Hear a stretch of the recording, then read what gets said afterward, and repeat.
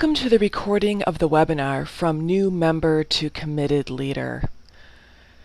I'm the Reverend Renee Rahutsky, and I am the presenter in this particular webinar. Before we get started, I do want to share a framing for what we're going to be talking about in this webinar. And that framing is thinking about who is in your congregation in terms of their commitment level. So at the center of your congregation are your staff. And when I say staff, I include paid staff, but I also include those really high-level, high-capacity, highly committed volunteers who you can depend on as much as you depend on staff. The next circle, our level of commitment, are the people who are regularly committed. They're committed to the mission of the congregation. They have clear roles and responsibilities that they're accountable to. They're in covenant with the congregation. The next group are what I call the people who just belong. They might be members of the congregation, but they just don't have that same level of commitment or involvement as the committed level. And then there's folks who are interested. They might be people who visit occasionally or know who your church is or kind of float in and out, but really haven't found a place to land in your congregation. And then the outer circle are the oblivious, the folks who maybe have never even walked through your door yet. And that group isn't a part of this particular webinar, but I still wanted to put it out there as another part of who your congregation should be paying attention to. And now we will start the webinar recording.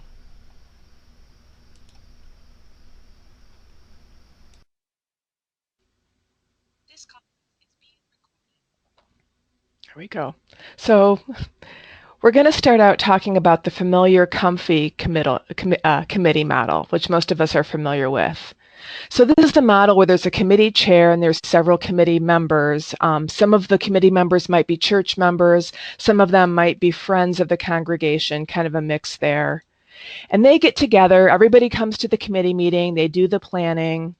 And then they go out and do whatever tasks need to be done. So, for example, a classic building and grounds committee, everybody, all the building and grounds people come to the committee meeting, they decide what needs to be done, and then they go and do the work parties. In smaller congregations, this usually plays out more like there's a committee chair, and that committee chair does the tasks. So, taking that model, I want to talk about or think about who's doing the leading in our congregations. So in that old committee model, what level of commitment are the people in the leadership positions in our congregations? I know sometimes we have people who aren't all that committed to the church or to the mission because of some skill they have, end up in a position, but they're not necessarily in concert or pulling in the same direction as the rest of the leadership. So that's kind of a thing to keep in mind. So I wanted to stop there for a quick second because I've hit a couple of concepts, this concept of the different layers of commitment, as well as how that plays out in how you've seen it play out in our congregations. Have you had somebody in a role that where they had the skill but they didn't quite have the commitment level, or how have you thought about that in your own roles in your congregation? So instead of this older committee model, we want to think more along the idea of teams. And I know that my home congregation, we have a few people here, we've shifted from the committee to team model, but here's an example of how that team model can play out. And for those of you who take my webinars, I always choose my graphics and things with a lot of care. So I love this graphic because it's everybody rowing in the same direction. So in ministry teams, there's this idea of relationship as well as task. So there's this idea of inviting people in to certain positions when they're ready to serve in those positions. There's the idea of giving people really clear direction about what the mission of the congregation is and how that particular ministry team serves that mission. And then, wow, I've got some issues here with my animations. And then the other part is the support piece. Are we reflecting with people? Are we really giving people support as they're serving on these teams? So there's this part about being purpose driven is really, really important. It's not just about everybody on the team has to have a sense of what they're doing and why they're doing it. So the first thing, of course, is the mission. The second thing is that you want to think about is how we put our faith in action as a congregation. So that it's living into the mission, but it's actually actualizing it with a little more intention and articulation. And then the third thing is fellowship. So really, people come to church to connect with one another as well as to serve the mission of the church. So paying attention to those little bits and pieces that really help people feel like they're part of the fabric of community. So for example, this board president that you talked about, Sarah, he's not coming to service. I'm not hearing that he made connections with other leaders in the congregations. He might have had really good skills, but there was that fellowship piece and that connecting with the faith community in a deeper way. It sounds like that wasn't there. And then finally, there's that piece of spiritual practice and reflection. So not only do we want to talk about, so how did it go when you did this particular volunteer thing? What could have gone better? What would you do differently? But also, how did you feel? How does your understanding of your own faith, how did that inform the work that you did? Or did it make you rethink anything? So for example, especially in outside service kinds of ministries, having the opportunity to do that is really important. And our small group ministries are great places for that to happen. So the other little piece I'm going to talk about in a bit is along with this idea of getting away from a model, and I'm going to get into this a little bit more in a bit, but this model where everybody plans and everybody does the work is to really find ways to be flexible around how people might want to serve in the congregation.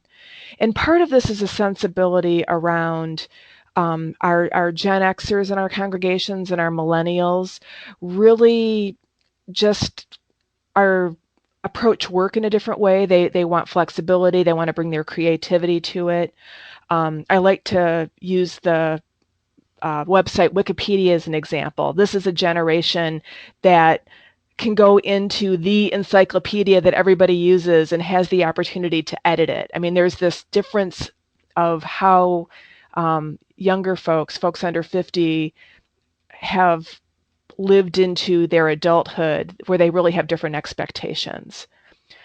And what I wanted to do is just share a little case study. This is a short film clip to use as an example of how that tension can play out in our congregations.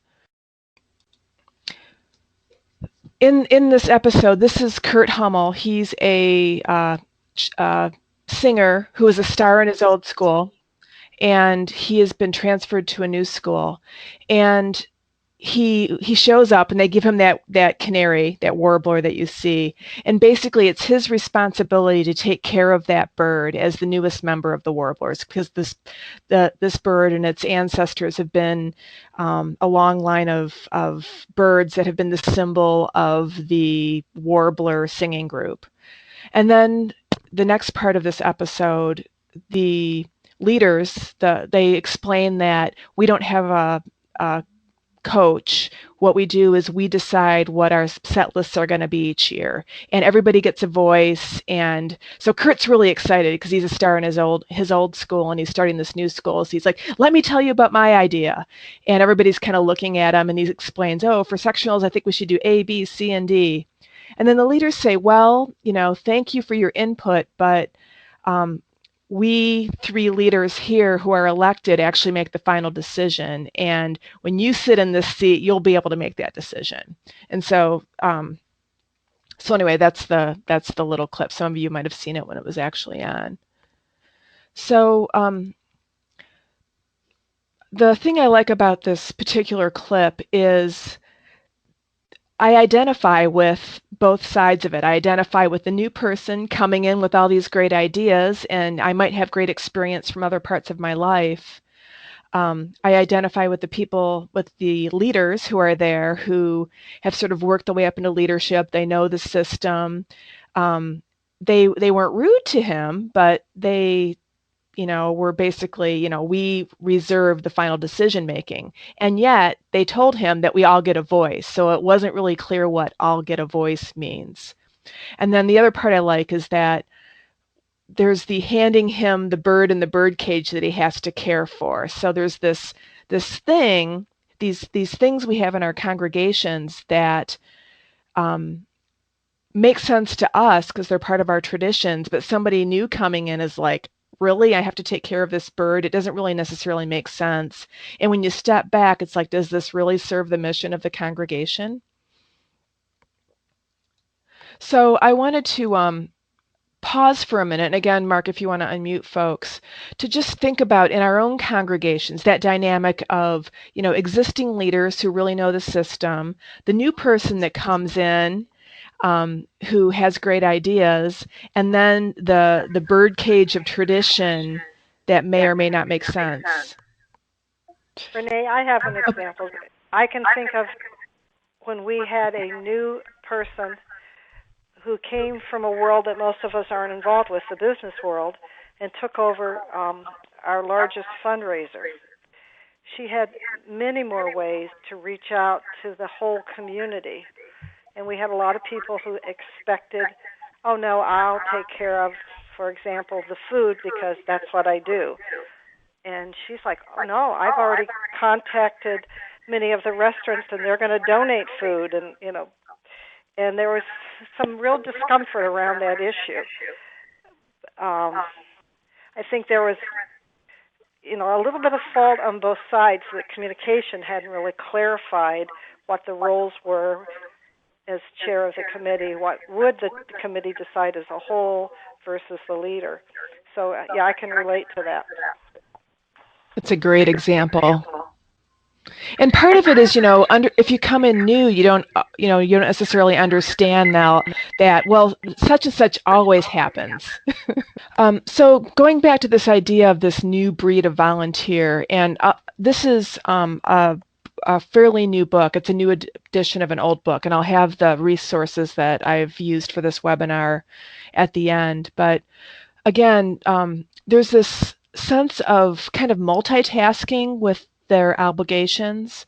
So a lot of folks who volunteer in our congregations, especially people with parent or who have children, they might be on their PTA and they might be serving on the local food co-op or have other volunteer, or the master gardeners. They might have other roles that they play as well as what they're doing in the congregation. So being able to break stuff down into smaller bits really helps to appeal to this new breed of volunteer. There's this idea about flexibility. Can I reimagine how to do this job? Are there some things that can be done virtually? I know that a lot of congregations are going toward having things in the cloud so that people can do like membership, visitor input information or, pledge tracking or things like that in the clouds. They don't have to necessarily go in the church office. There's also an expectation to really have a certain level of empowerment. And I'm not going to get too much into that in this particular webinar, but there's other on-demand webinars that we have that sort of lay out what that might look like. They also really, don't want their time wasted. So I remember my son and my husband and his son and I all went down to the Gulf Coast after Hurricane Katrina with this huge group of volunteers from Kent State. And it was, there was a few of us who had skills, but mostly there were just people who'd never picked up a handsaw before or a screwdriver. So, we were down there and like my husband has all these amazing skills and he ended up like sweeping off a dock. So, just incompetence just doesn't play well for these new breeds of volunteers. There's, a tech savviness that happens. I know some congregations are going to an online sign-up system for some volunteer jobs. And then the last two things that I think are especially important is that people really want to feel like they're making a difference. When they give money, they want to know that it's making a difference. And when they give their time, they really want to know that it's going to, make a difference in the mission of the congregation.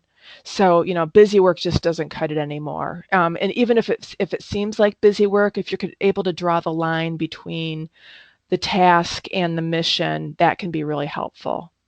And finally, doesn't want to be micromanaged. And that's, personally, I know I feel that way. Give me a job, tell me what you want at the end, and let me do it, in a way that works for me. Hey, Renee? Yes. This is Mark. Just to jump in on the item around not just to make a contribution, but to make a difference. Peter Block, who wrote Community to Structured Belonging, talks about the need for people to have a sense of ownership in the congregation if they're really to get involved in congregational life. So knowing that they're going to make a difference in creating the reality that is the congregation is a great motivator. And he also talks about living into the possibility of whatever it is that someone does as part of a committee or a task force or a group. And I just think it's the kind of summit that we just need to keep reiterating to our members as a way of motivating them to get more involved. That's great. And, that's a theme that we come at it different ways. Mark had this awesome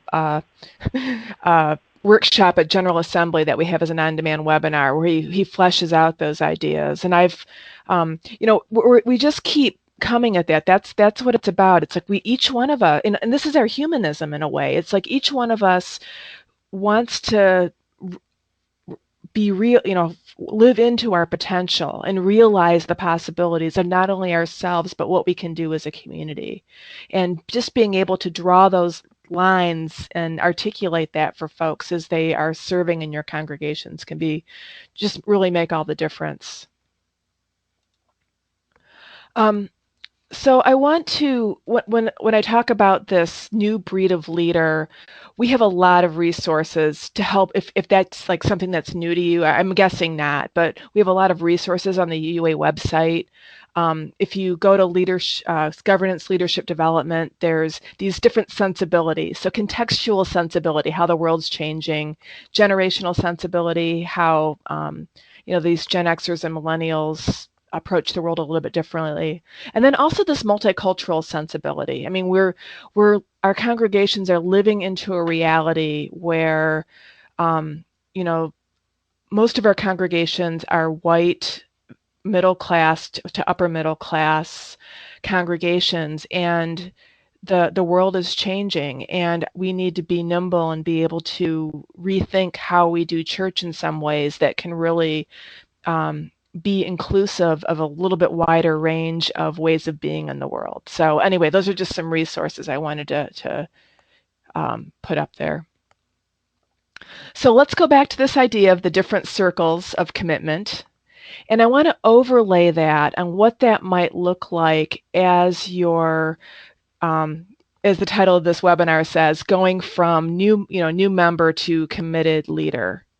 And so the idea is that there's steps along the way, and you think about what a person's commitment level is as you're looking at what roles they serve in the congregation.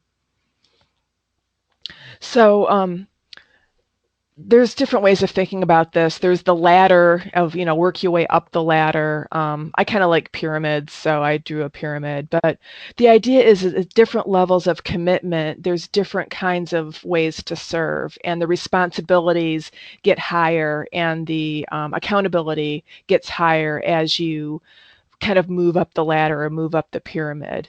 So the idea is people who are new members, you look at what roles that they can play where they don't necessarily need to have a high level of commitment. And as people move in their commitment level, then what kind of roles and eventually into leadership that they can move along.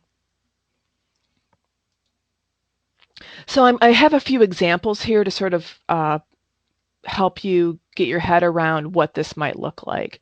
So, for example, a lot of our congregations have small group ministry, and it's quite often an entry level thing for a lot of folks. So even before people become members, we might ask them to join a small group. So, a group member would be like the lowest level of commitment. I agree to sign up for this group, and I will come to the 12 sessions that are scheduled this year. And then the next level might be I'm willing to host a meeting in my home. And, so that's like one level of commitment. And then as someone maybe becomes a member, they might be someone who does the coordination of sessions. And maybe someone with a little more training and commitment could then be a group leader. And then maybe somebody might, coordinate the whole program, and then you might have the people who do the coaching of the trainers, the training of the trainers, and also do the content providing, so write the curriculum. So if you overlay this idea of different levels of commitment over these roles in small group ministry, you can see that group members and hosts, the level of commitment you would want from them is that they are in covenant with their ministry group and kind of implicitly in covenant with the mission of the congregation. But in this case, it's kind of more of an internal focus. I'm hoping that your small group ministries have some sort of service component. So that would be the outward missional piece of that. But that would be the level of commitment for that lower level of service. The next level might be the session coordinator. So you would want someone to at least be a pledging friend, perhaps, or maybe have some other level of commitment with the congregation. And then someone who's a group leader, you definitely want to have a member. So a person who's in covenant with the congregation, has met your membership requirements, which, hopefully are authentic to expecting your members to serve your mission. And then the next level would be the high commitment members would be doing things like program coordination, and then your staff folks would be the coach or content providers. Again, staff including, like super high capacity leadership people. So as we think about, as we talk about this and this commitment along with the ways of service, I know that a lot of congregations might have job descriptions about different roles or different committee members. I remember when I was moderator or president of my congregation, I sat down and wrote job descriptions of a whole bunch of stuff. And I'm saying, let's get rid of those.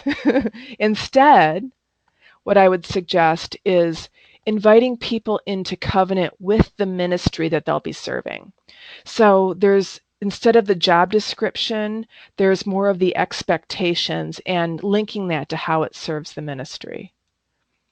So, for example, the ministry might be, we connect, deepen, and serve.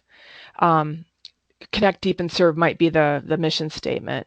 So in the case of small group ministry, when we engage together about our highest values and how we live them into our lives. So that's how small group ministry helps to connect, deepen, and serve.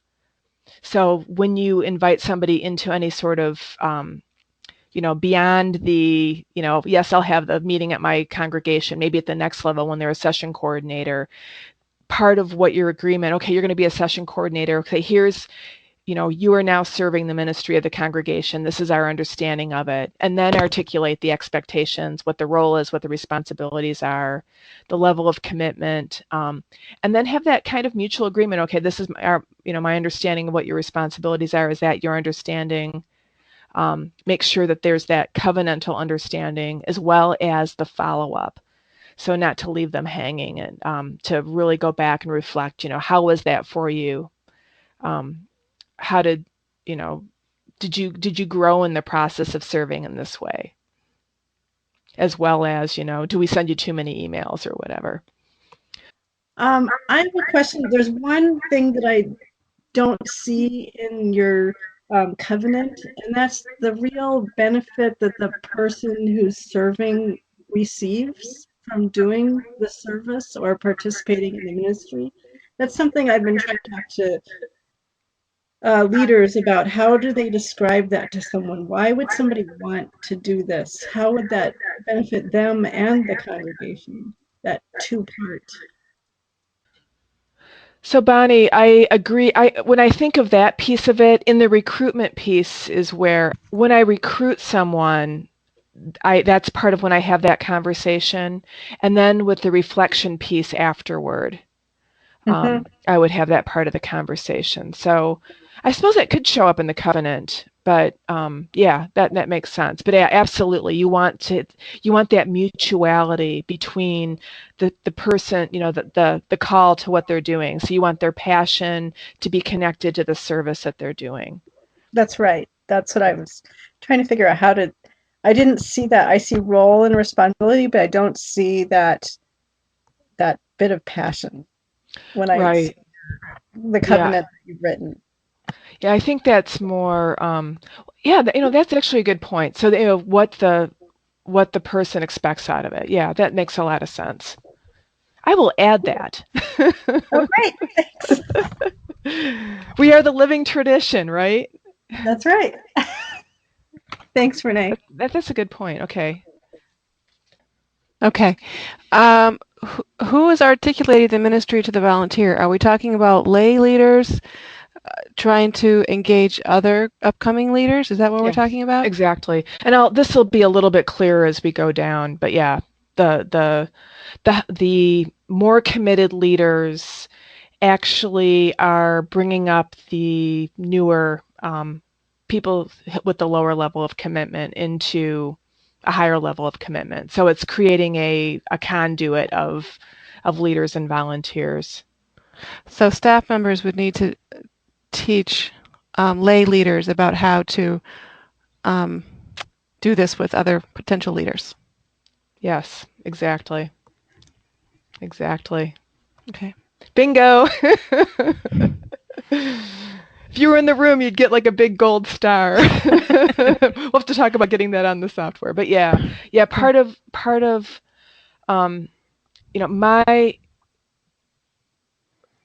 in the way I see church and ministry, it's our job as a minister, it's our jobs to help empower the lay leaders to do the ministry of the church as much as we can.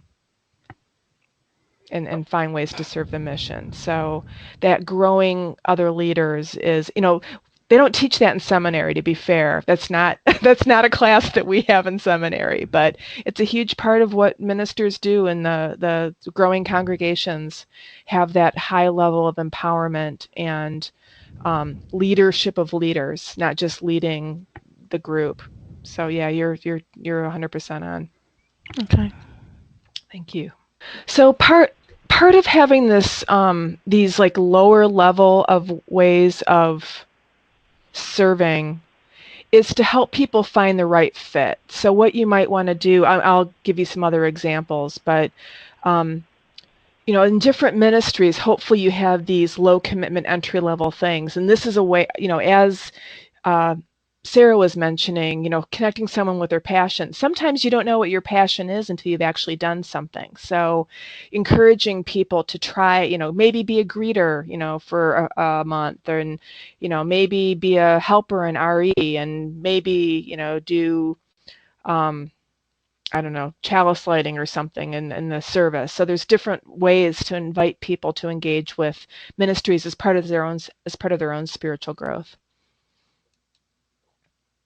So I have a couple other examples of possible ministries and how this might look. So, hospitality is another kind of entry-level way of how people get into church. So, having people as greeters or coffee hour hosts is a great way for people who aren't members of the congregation to get connected. And then, if someone's an usher, I'm a firm believer that ushers really need to be ambassadors for the congregation, not just handing out programs, but like making sure everybody has a seat, and making sure that people who need hearing assistance get headsets or whatever they need, and the large print hymnals, and just really that graciousness that you really want a high level of commitment of someone in the congregation serving in that role.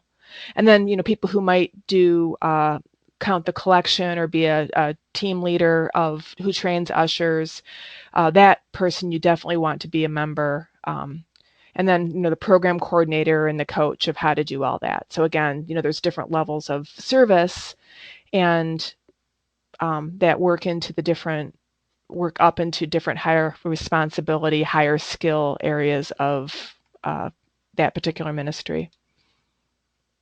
Worship, again, people can do chalice lighting, people can, help with the orders of service, and small congregations especially. A lot of congregations have, newsletter, order of service folding parties. People might sing in the choir, eventually they might work into helping with some of the behind the scenes stuff. They might become worship associates. And again, moving into more of a coaching position. Facilities ministry. My husband's a building and grounds chair, so of course I had to come up with this one. So, work parties would be a great way for people who aren't really committed, come and do the weeding party or whatever. And then other one-time kinds of projects. And then again, higher level commitment of the membership, a higher level commitment of the task, and higher skills and things like that. The next thing I want to mention is part of what you do, also be really clear about what the expectations are. So ideally in those lower levels of volunteer positions where people are trying stuff on, there shouldn't be a whole lot that's, that could possibly be expected of them that they wouldn't know right up front. But as you get further up the ladder, there's definitely possibilities for surprise. Like, oh, by the way, if you're on the board, you have to come to the board retreat, 2-day board retreat in August. Or, oh, you're going to be an RE teacher, you're going to need to be fingerprinted. And by the way, it's going to cost you $40. Some churches actually make their volunteers pay for that. I don't think that's okay, but that's just my opinion. Or if you're on the board, you're going to need to make 10 steward calls. So this is, what you want to do is just make sure that all those expectations that may not be obvious. This is another example of the canary. Oh, by the way, you have to hold the canary, to really let people know up front in that covenant what their expectations are. So I was wondering if maybe any of you had examples of a surprise that you might have encountered in one of your volunteer roles. And if you can raise your flag, we can unmute you. I have one now. Our new coffee coordinator thought she understood the role of coordinating all the people who serve coffee on Sunday mornings, but after she started the job, she learned that the number of people serving coffee was actually much smaller than she thought it was going to be. So now she has the added burden of doing a lot of recruitment to build up that coffee group again. And that's a new thing, and that's kind of not one of her strong points. So there's a frustration involved. That is a great example. And it's not like you hid it from her, right? I didn't hide it, but it just happened, Yeah. Renee, this is Mark. I think that this happens often with boards in our congregations. We always, I hear how hard it is to get people to serve on the board. It should really be an honor. But often in congregations, someone joins the board and then they find themselves doing things when the rest of the congregation won't, or there isn't anybody to pick up the slack, and so a board member is asked to do it. And that just interferes. It makes it even harder to recruit people to those positions. That's a good example. I think that part of the problem a lot of times when we pass off leadership in a committee is that when we're talking about expectations is that we don't do a good job, and you were talking about job descriptions, but this is the other side where when we don't have a good, I'll use the expression, binder of information so that there are no surprises, that when you transition from one leader, committee chair to another, that there is a smooth transition about what the expectations are. And I think a lot of times it's just up in somebody's memory, and they don't write it down or put it in a computer file, and we don't transition well between committee leadership. Yep. Or the binder's so thick that nobody could figure out everything that's in it. That's the flip side of that. Yeah. Well, I think it has to be weeded out every once in a while to be what's relevant. So the kind of flip side of the volunteer surprises are the volunteer perks, and this is something that has a little bit of a can feel a little bit funny to folks, but one of the things that for me at my congregation, and this was when we were around 110 members, is when I became a volunteer, I got a key to the church. There was just something like, I was trusted or whatever, but for me that was a huge perk in having that level of trust with the congregation. So it was a little thing, but what do you do to let your volunteers know that they're appreciated? So, one thing is the covering of expenses, such as the background checks and things like that.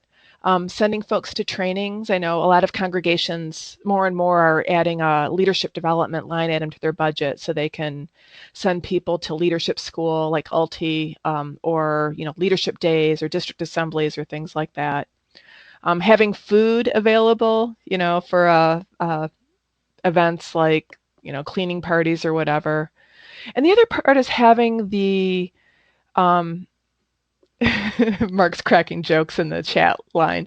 The other thing is having your key leaders be available to those leaders. So there's something about getting attention with people, getting face time, especially in larger congregations. That can be a real perk.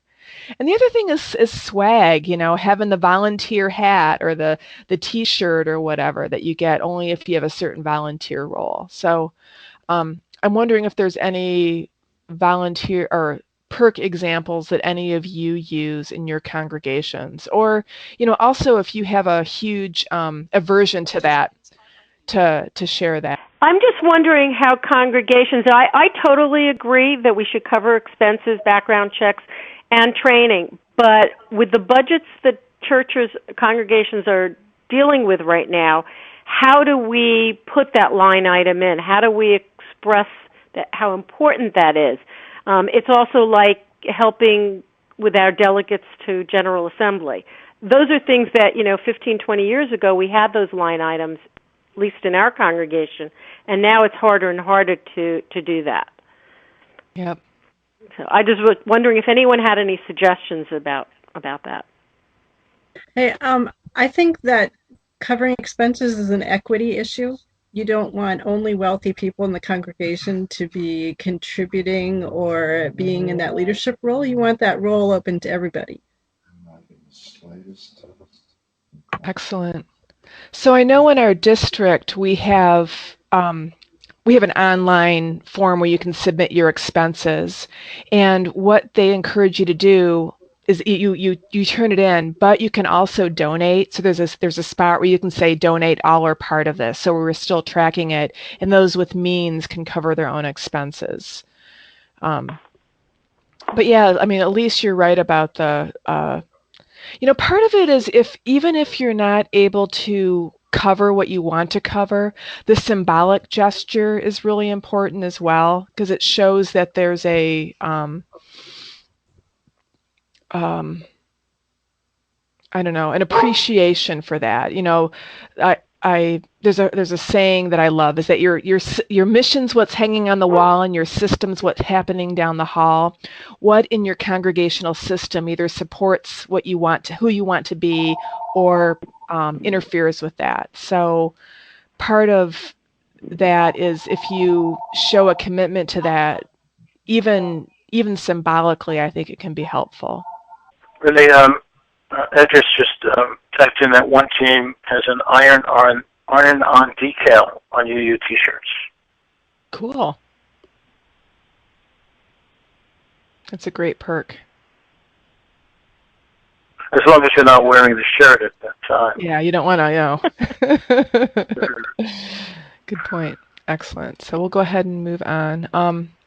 And then the other piece is that reflecting with reflecting with the volunteers. So, showing your gratitude when somebody's, when somebody does something, we're I don't know, and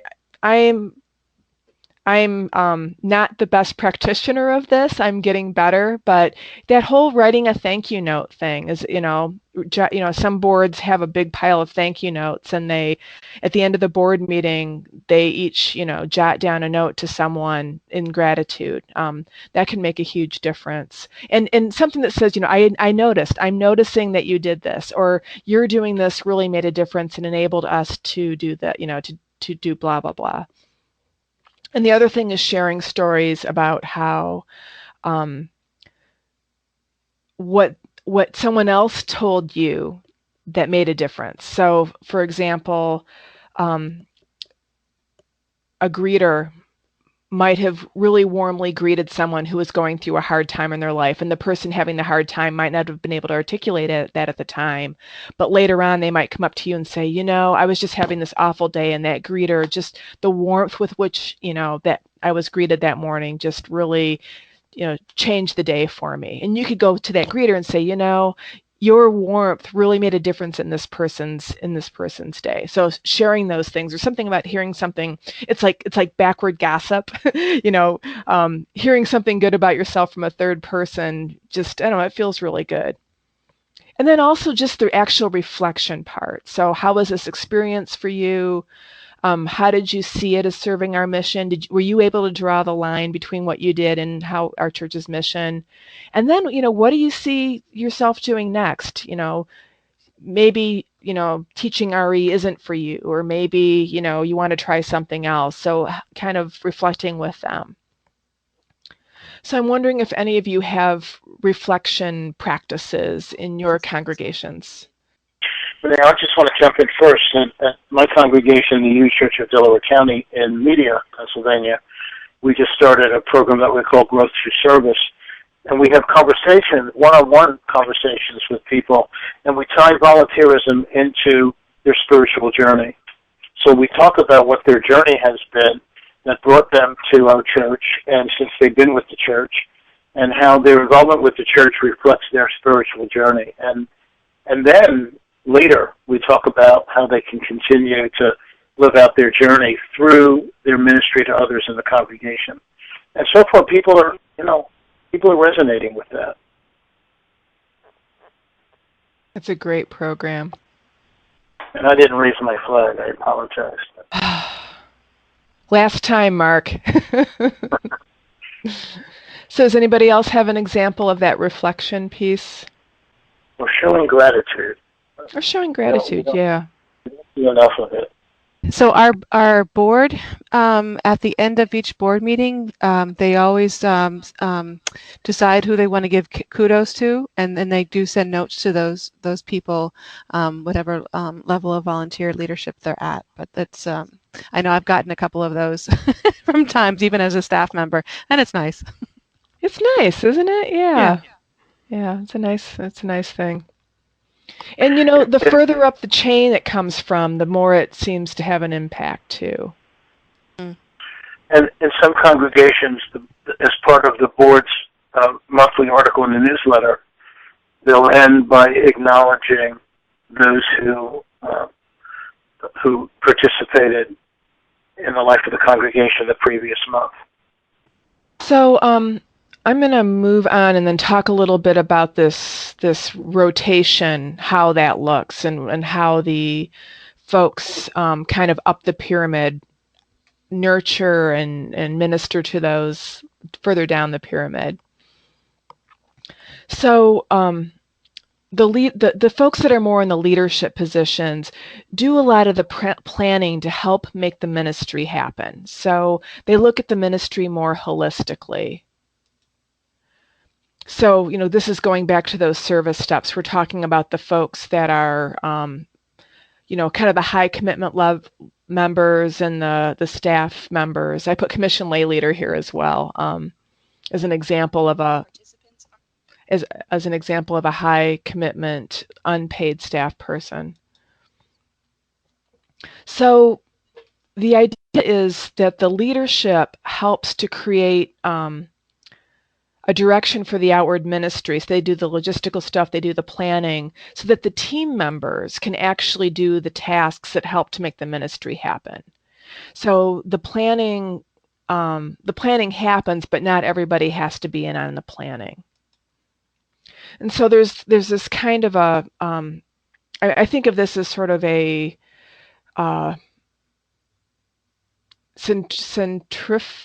not centrifugal, the other one, anyway, sort of a energy. There's the energy going outward with the mission, but there's also the energy going inward of the ministry from the leadership to the team members.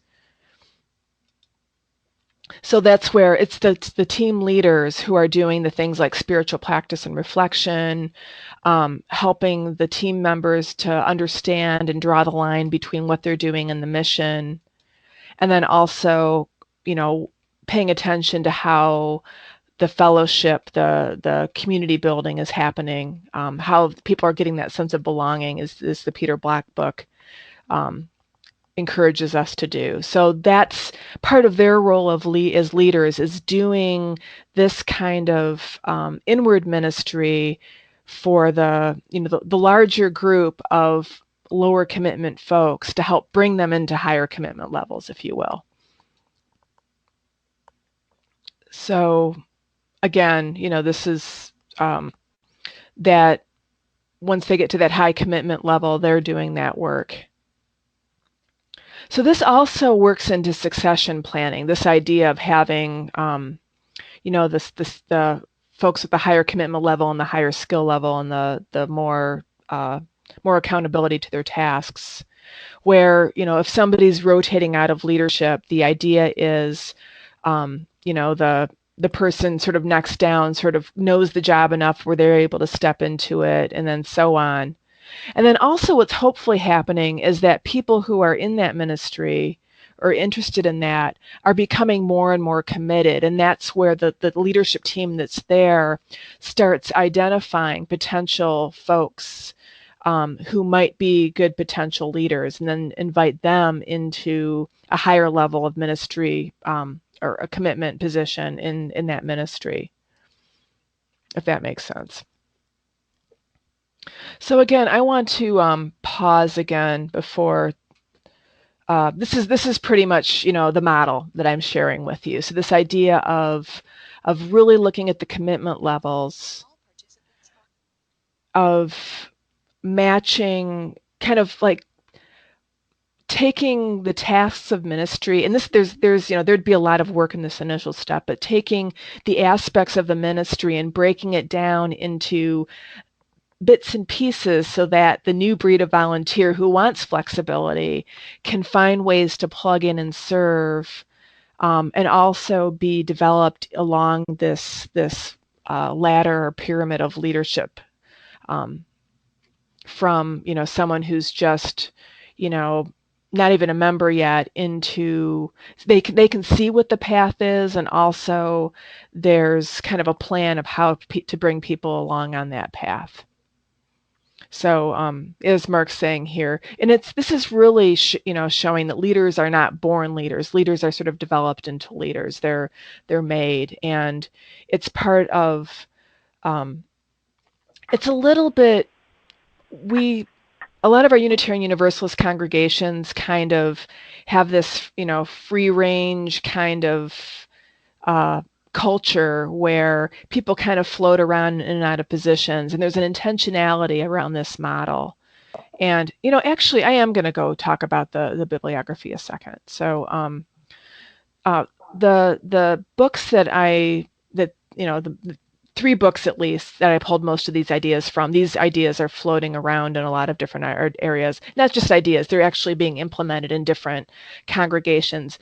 Some Unitarian Universalists, but actually a lot of the missional churches that are out there. So one of the books is the Transform Your Team Church with Ministry Teams, which is this idea of the rotating through leadership that I showed, and this is the succession planning. The New Breed just talks about how Gen Xers and millennials, but even folks of older older folks who want that same flexibility, there's just a different understanding of what volunteers are looking for. And then the third book is Connect, and this is the book, Nelson Searcy, he also has a book in Manhattan, Upper West Side, I think.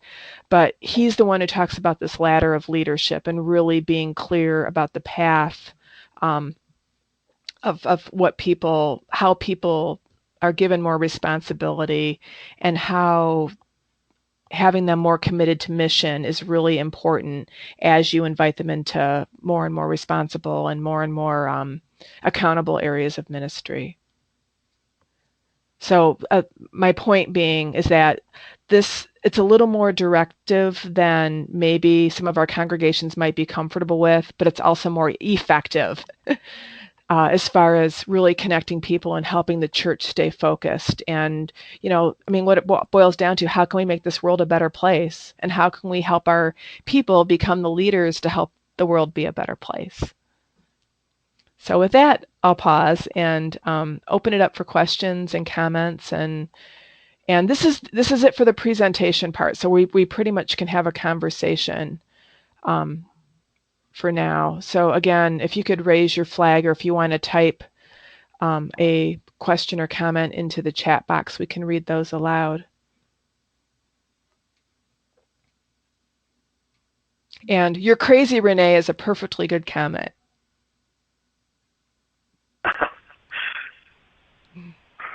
Sarah. I'm wondering, it seems as I was looking at some of the pyramids and ladders and things, it struck me like maybe it was thinking of a fairly large congregation to have all those different levels. I can think of a lot of different ministries that we have where there's 2 levels or 3 levels, but definitely not 5. Right. So is it scalable? Does it really apply? I think, it is scalable, especially with things, especially in a smaller congregation. You still need the hospitality, you still need the greeting.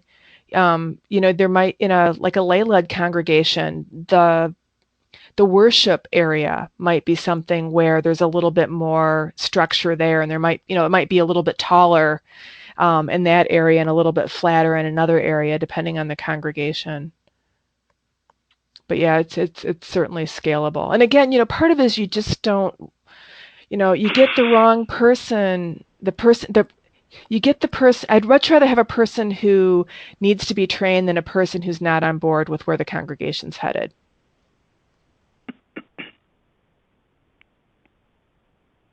So there's that commitment level thing that I think is really, that part's really, really scalable.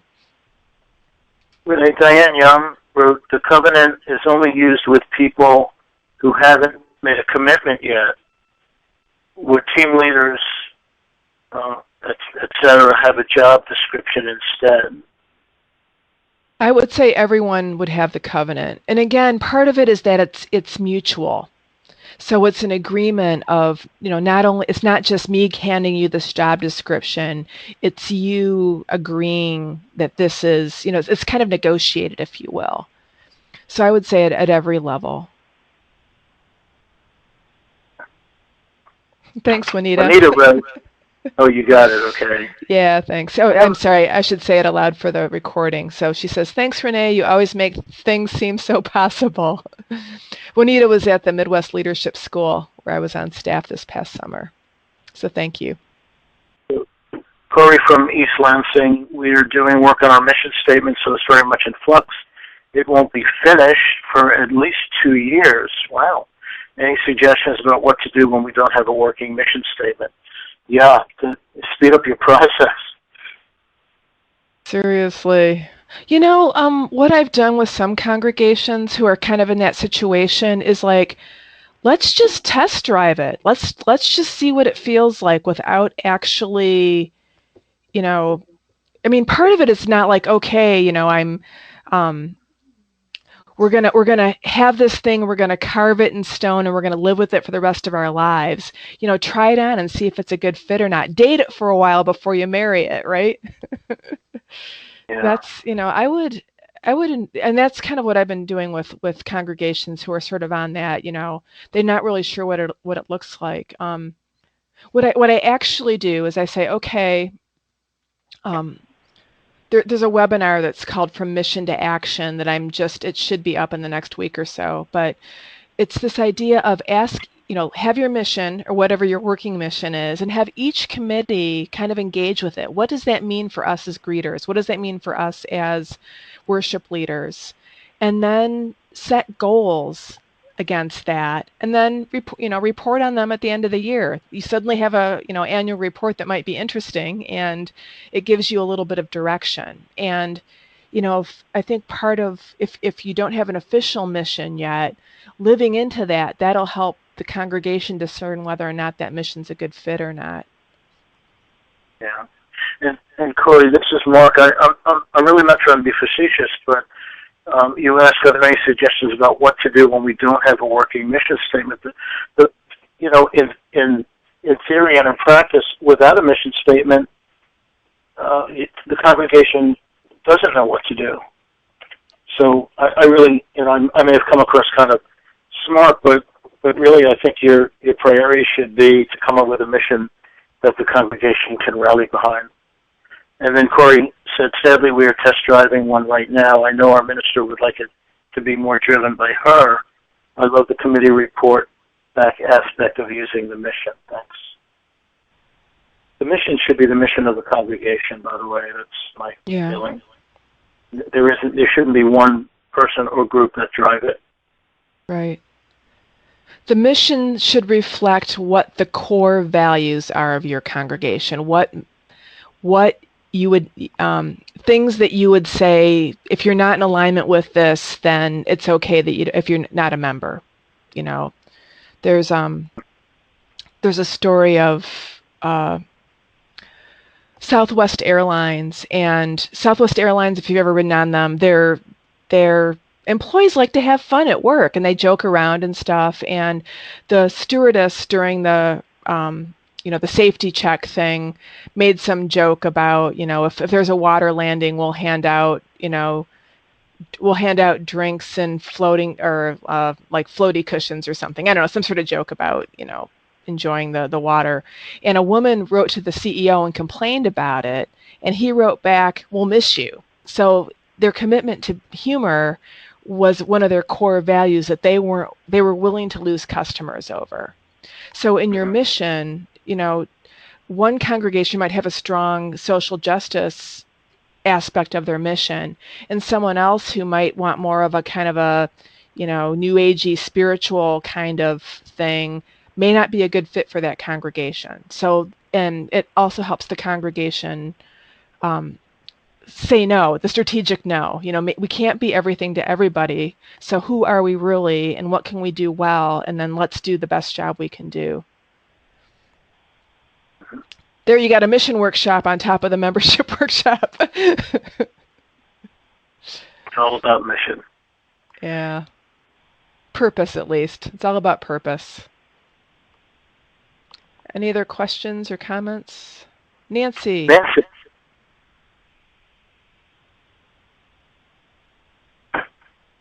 Nancy, we can't hear you. You might be muted, although we have you unmuted here. I'm mute. Okay, here I am. Thank you. Hi. Great. Can you hear me now? Yes. Yes. A question about the coach level, the staff level. What are the qualities of the volunteer who fulfills the coach role alongside any paid staff that you have? Retired and independently wealthy. No, seriously. I mean, there's that level of commitment, and also kind of that natural. There's a book called Multipliers. It's one of my favorite books, Liz Wiseman, about how there's certain people who really know how to bring out the best in other people. They're talent magnets, and they're folks who just really know how to connect and mentor and things like that, and get a lot of passion out of that. So that's the kind of volunteer person that I see in that position. So, for example, one person that comes to mind, I'm gonna name him. His name is Ward Kelsey. He is has been our district treasurer for years and years and years. He's also the treasurer at his home congregation, and his level of commitment and he does a lot of training of people. So if there's a new treasurer at another congregation, I'll often send them to Ward to kind of, walk them through what they need to do. So he would be an example of that level of volunteer lay staff who has the commitment and the knowledge and the capacity to be that kind of coach. Okay. Is that helpful? Yeah. Okay. Yes, thank you. Yay, Ward. Renee, there's a message from Sarah Morrison Neal. Thanks. So is the team model where you don't have one or two chairs but more top leaders? We seem to have groups where people are reluctant to be the chair but are willing to do team leadership, that's not uncommon at all. Right. So, what happens in the committee meetings, and I really didn't get into that, but the committee meeting planning, the team meeting, if you will, the leadership, it's not just about the task that needs to be done. It's how do we empower these other people to help do this ministry. And it takes a little bit, because part of the mission is to, hopefully, is to create more Unitarian Universalists. I mean, we don't have this Christian sense of evangelism, but gosh, I would love to live in a world where we have as many Unitarian Universalists as we have Muslims or as we have, identified Christians. I think it would just, be amazing. So, how do we help grow people to deepen in their faith who are already in our churches and create a community that's attractive to people looking for that kind of experience. So the idea of the chair, it shifts a little bit. It's not just about getting the task done. It's about creating an environment where the ministry can happen and they're not necessarily doing the work. And so, and I guess in a smaller congregation, maybe that's your committee on shared ministry who kind of has that more balcony role of coaching people into ministries, or they work with the leadership development team in a way that helps to nurture people and bring them along into different ministries. I don't know if that answers the question, but there's something, the buck stops kind of thing. What's going on with people not wanting to be the chair is like, I don't want to go to meetings. I can resonate with that, if there's nothing happening. So, maybe the team, actually, I would love to, Kathy, if you're still on the line, I would love to hear how you've seen teams and the shift from committees to teams play out at your congregation. Well, not to put you on the spot. No, it seems more action driven, and I think we're still living into our mission, and we're still struggling a bit with that. And I think it's getting better, but people like a defined task, and I think by saying team, it's almost like action team. Oh, we're going to do this, versus this nebulous commitment, and I'm not really sure what the tasks are. So we're really working hard to define the task for each committee. And I love tonight thinking about kind of making a hierarchy of task and commitment within a committee. And I think that would be a great growth area. I think we're ready for that at this point. I think we've really learned, not perfectly, but we've learned that you can't just get a warm body and place it in a spot who seems like they would probably work out. That usually that doesn't happen. You have to work with people's passions and skills and commitment levels. So I don't know if that answers your question, but I think this is good information. We're ready to hear this webinar information. I think that's where we are. I think it makes sense, at least to me, and hopefully the Leadership Development Committee. Excellent. Thanks. Thanks for letting me pick on you. Okay. And again, I mentioned, we come at this in a lot of different ways as far as the mission, as far as really getting your leadership to be cohesive. So there's a lot of other webinars that are along with this kind of make the picture a little bit clearer. So that's pretty much all I have for you today. I can let you out of class a little bit early. But thanks, Renee. Yeah, thank you. It was great. I just love this. We have Unitarian Universalists from all over the country coming together for something like this. It's like, if you would have told me this 10 years ago, I would have laughed. No way. So this is just great. I just love seeing all your names and places, and hope that if you're at General Assembly, you'll say hi to me if I haven't met you in person already. So, Renee, on behalf of the UU Association of Membership Professionals and Surge, thanks very much. My pleasure. My pleasure. So y'all have a great evening, and look for an email from me soon.